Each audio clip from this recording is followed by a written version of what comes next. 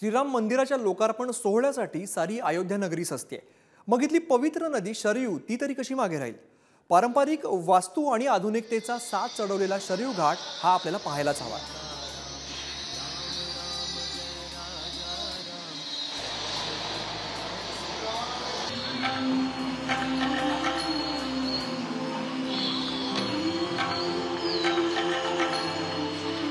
याचा आढावा घेतलाय आमचे नॅशनल न्यूज एडिटर प्रसन्न जोशी यांनी। आपण अयोध्या नगरीत आहोत। अयोध्या नगरी सजते, रूपडं पालटतंय, तयार होते। ही अयोध्या नगरी रामलल्लाचं सुंदर देखणं भव्य मंदिर साकारलेलं आहे आणि आता त्याचं लोकार्पण काही दिवसांवरती येऊन ठेपलेलं आहे। आणि याच अयोध्येतली महत्त्वाची नदी म्हणजे शरयू नदी। आणि या शरयू नदीचं फक्त सुशोभीकरण झालेलं नाही, तर लोकांनी इथं नेहमी यावं आणि आलेल्या लोकांना काहीतरी नवीन बघायला मिळावं या हेतून इथं साकारलेला आहे हा भव्य दिव्य असा लेझर शो, ज्याच्यातून रामायणाची कथा संक्षिप्त स्वरूपात मांडली जाते।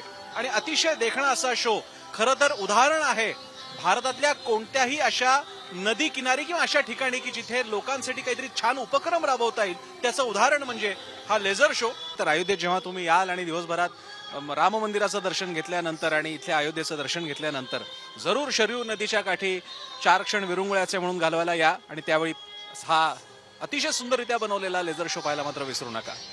कॅमेरा पर्सन अमृतसह प्रसन्न जोशी, अयोध्येहून उत्तर प्रदेश, पुढारी न्यूज।